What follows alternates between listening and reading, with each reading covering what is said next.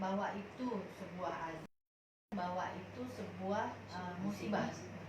Apa kriterianya bahwa kita bisa bilang bahwa oh itu azab, oh itu musibah, oh itu ujian, itu ya. Atau yang contohnya sekarang deh Pak, misalnya kayak wabah corona di Cina, apa karena dia muslim Uighur berdoa dizolimi makanya dikasih azab seperti itu, apa itu hanya sekedar musibah. Sudah. Jadi ini rumus dasar Bu ya. Jadi kalau kita bicara tentang masalah musibah itu asaba yusibu musibah, sesuatu yang terjadi itu namanya musibah.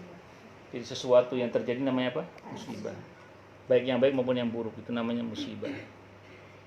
Alladzina idza asabatuhum musibah qalu inna lillahi wa inna ilaihi raji'un. Dan tidak ada hal yang terjadi di muka bumi ini kecuali semua diketahui oleh Allah. Ma asaba min musibatin fil ardi wala fi anfusikum illa fi kitabim min qabli an nabra'aha inna dzalika 'ala Allah yasir. Itu di surah Al-Hadid ayat 22. Tidak ada kejadian yang terjadi di muka bumi ini ataupun yang menimpa diri kamu kecuali semuanya sudah semua tercatat di Lauhil Mahfuz sebelum kami Allah merealisasikannya, dan itu mudah bagi Allah. Itu musibah. Jadi musibah itu nilai dasar. Semua yang terjadi itu namanya apa? Musibah. Termasuk kita ngaji sekarang ini musibah ini. Musibah sesuatu yang terjadi maksudnya secara bahasa. Tapi yang perlu kita pahami bersama adalah ada kalanya sesuatu yang terjadi itu punya nilai ujian, ada kalanya punya nilai peringatan, ada kalanya punya nilai adab. Disebut dengan ujian kalau itu mengenai kepada orang-orang yang beriman, yang konsisten dengan keimanannya itu.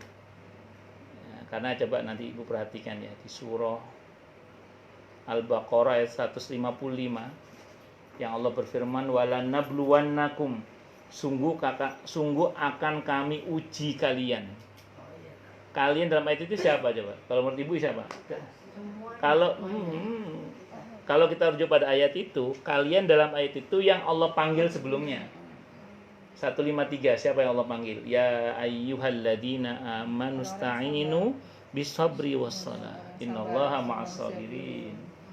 Jadi ujian itu berlaku bagi orang-orang yang beriman dengan baik dan benar, dan mereka mau bersabar dan sholat dalam meminta pertolongan kepada Allah Subhanahu wa ta'ala. Dengan kata lain, kalau dia sudah berusaha beriman, menjaga imannya, akidahnya, tauhidnya, dia sudah berusaha menjaga sholatnya dan minta tolong terus kepada Allah dengan sholat itu, dan dia bersabar atau berpuasa, dan dia kemudian menjalankan syariat Allah dengan baik dan benar lah kalau bahasa sederhananya. Kok masih terjadi sesuatu yang gak enak juga, itu nilai dasarnya adalah ujian. Jadi sudah berusaha baik kepada Allah mau pada sesama, kok masih terjadi yang gak enak juga, itu ujian namanya. Dan sekarang imannya bermasalah, maaf ya, senang ke dukun, percaya sama dukun, suka ke peramal, percaya sama ramalan. Ya jangan bilang ujian lah, peringatan itu. Ingin tahu contohnya misalnya, tahu kasusnya Kanjeng Dimas itu yang menggandakan uang. Oh, iya. Kan ada orang dari Makassar itu yang dari Makassar itu ketipu 200 miliar itu. Perempuan yang dari Makassar ketipu oleh Kanjeng Dimas itu. Itu kan kalau ketemu sama Kanjeng Dimas dia dikasih minum, katanya untuk pengobatan. Ternyata kata polisi di berita di TV itu ternyata disi racun. Jadi rupanya dia Kanjeng Dimas itu pengen perempuan ini mati supaya uang 200 miliar itu nggak dibahas. Tapi ternyata dengan izin Allah dia masih hidup. Nah terus mohon maaf ya, bagi yang wanita tadi itu jangan GR. Ujian, itu bermula dari iman dia yang bermasalah. Kenapa kok percaya sama Kanjeng Dimas yang notabene terkait dengan perdukunan menggandakan uang. Dan kalau menggandakan uang saya, kenapa nggak uangnya sendiri? Tapi terjadi nggak itu? Ya, itu yang begitu jangan dibilang ujian, bisa jadi itu peringatan. Di Tangerang itu 5 orang, masing-masing bawa 5 juta, digandakan uangnya oleh dukun di Tangerang. Ada ritual minum teh, sama dukunnya di tehnya dikasih racun tikus, di televisi mati. Nah itu apa yang terjadi kemudian? Ya itu bukan ujian, peringatan lah itu bagi keluarga yang kena musibah karena perbuatan yang melanggar iman itu. Atau nggak sabar miskin, nyolong, nipu, ketahuan, digebukin, masuk penjara, ya bukan ujian, peringatan lah itu. Nah, iya. Kenapa? Karena bermula dari masalah pada imannya, bermasalah pada hubungannya dengan sesama tadi itu. Nah, pada ibadah begitu seterusnya. Itu satu ya, itu satu dulu.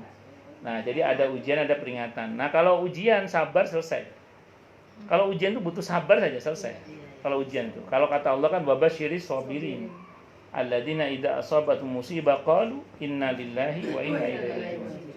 Ya sudah, bagaimana lagi? Semua ini kan milik Allah dan semuanya akan kembali kepada Allah. Satu. Yang kedua, kalau peringatan nggak cukup sabar. Nggak cukup. Kalau peringatan sabar nggak cukup. Kata Allah, kalau peringatan mesti tambah lagi dosisnya. Apa itu?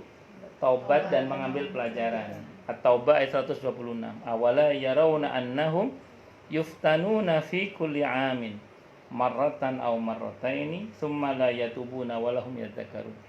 Apakah mereka tidak memperhatikan bahwa sesungguhnya mereka itu diberi musibah oleh Allah atau diuji, itu ditafsirnya diberi musibah, ditafsirnya maksudnya itu dipermalukan, ya, dibuka aibnya, naudzubillah min dzalik. Dalam setahun itu sekali atau dua kali. Kata Allah, "Tsumma la yatubuna." Lo gitu lo kok enggak tobat-tobat. Walahum yadhakkarun, tidak pula mengambil pelajaran. Jadi kalau ujian sabar cukup, kalau peringatan sabar nggak cukup, harus taubat dan mengambil pelajaran. Itu kalau peringatan. Oh, berarti masing-masing orang nilainya beda-beda. Iya, sama-sama banjir kemarin itu masing-masing orang nilainya beda-beda. Ada yang nilainya ujian, ada yang nilainya peringatan. Atau yang ketiga bisa jadi apa itu adab. Bisa jadi maksudnya adab. Apa kalau adab itu punya ciri, Bu, kalau adab itu. Jadi sudah diperingatkan berkali-kali masih dablek. Itu kadang Allah adab. Nah, adab itu punya ciri yang paling khas, apa itu? Menghabiskan. Ciri yang paling khas dari adab itu menghabiskan. Ya, menghabiskan. Di surah Fatir, surah ke-35 ayat 45 itu.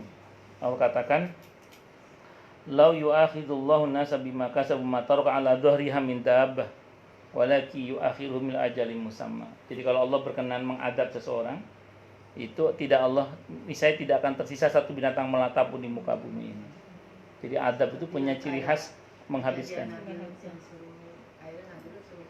Pergi. Nabi Nuh itu. Habis, iya. Nah, masalahnya juga adab itu berdampak, Bu. Kanan, kiri, depan, belakang, atas, bawah kena semua. Kena imbasnya, bukan diadab, kena imbasnya adab namanya. Surah Al-Anfal ayat 25. Wattaqu fitnatan la tusibanna alladziina dzalamu minkum khassah.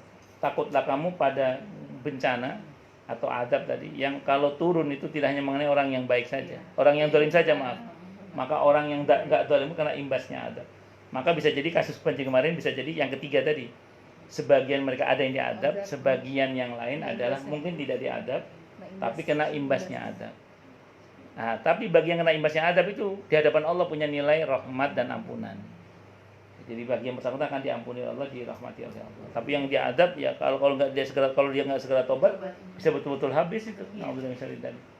Nah, kadang adab itu didahului dengan peringatan-peringatan dan istidraj kadang.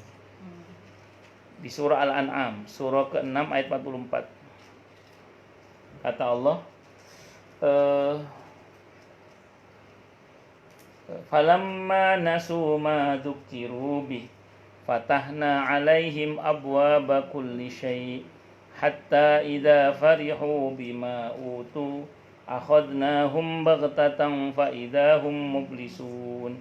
Maka ketika Allah berikan peringatan kepada mereka, kok mereka dablek, diingatkan dablek.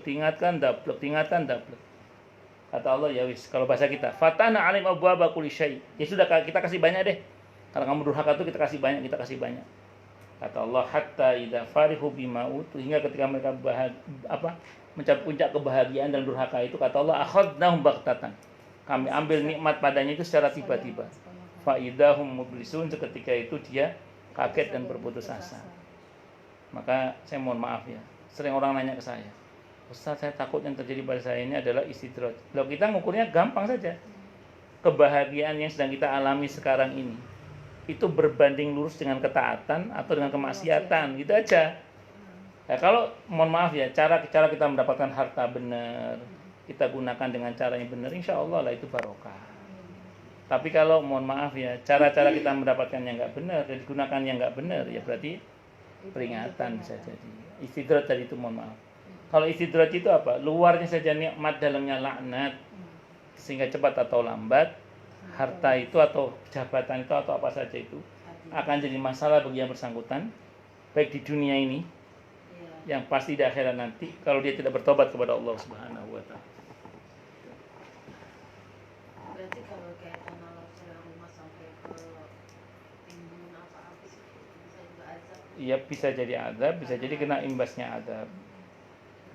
Bisa jadi. Saya tanya orang, Ustaz, bukannya hujan itu barokah? Maka saya jawab, iya hujan itu memang barokah. Tapi jangan salah. Terjadinya banjir itu juga bisa jadi karena ulah-ulah tangan manusia. Qurannya bilang apa? Doharul fasadu fil barri wal bahri bima kasabat aydin nas. Tampaknya kerusakan di daratan dan di lautan itu karena ulah-ulah tangan-tangan manusia. Kalau ujian itu saya merasanya dikasih jalan keluar. Ya tadi, cukup sabar, selesai. Cukup sabar, selesai. Kalau peringatan nggak cukup sabar, harus tobat dan mengambil pelajaran. Terus kalau adab, harus segera, tambah segera tobat. Kalau nggak segera, takutnya terlambat. Ada lagi? Cukup? Kita tutup dengan hamdalah. Alhamdulillahirabbil alamin. Semoga kajian kita bisa bermanfaat, mubarakah fid dini wad dunya wal akhirah untuk kita, keluarga kita dan seluruh umat Islam semuanya.